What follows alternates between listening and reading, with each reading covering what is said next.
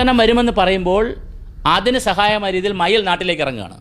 മയിൽ ഒരിക്കലും എന്ത് ചെയ്യാൻ പാടില്ല, നാട്ടിലങ്ങോട്ട് വരാനും പാടില്ല, ഹൈറ്റിലും പോകാൻ പാടില്ല. മയിലൊരു വെറ്റ്നെസ് ഉള്ള സ്ഥലത്ത് നിൽക്കുന്ന സാധനമാണ്. അത് ഇങ്ങനെ ഡ്രൈ ലാൻഡിലോട്ട് അങ്ങനെ ഈ പറയുന്ന പോലെ മറ്റ് സ്ഥലത്തേക്ക് പോകാൻ പാടില്ല. പക്ഷേ മയിൽ ഇറങ്ങുന്നു എന്ന് പറഞ്ഞാൽ അതിന് അനുകൂലമാകുന്നു. ഇപ്പോൾ മലയാലപ്പുഴ, സീതത്തോട്, ഈ പത്തനംതിട്ട ഭാഗങ്ങളിലെല്ലാം മയിലിറങ്ങുകയാണ്. മയിൽ വരുന്നു എന്ന് പറഞ്ഞാൽ അതിന് അനുകൂലമായ കാലാവസ്ഥ ആയെന്നാണ്. ഇപ്പോൾ ഉത്തരാഖണ്ഡിൽ മയിൽ 6500 അടി പൊക്കമുള്ള സ്ഥലത്താണ് മയിൽ കാണുന്നത്.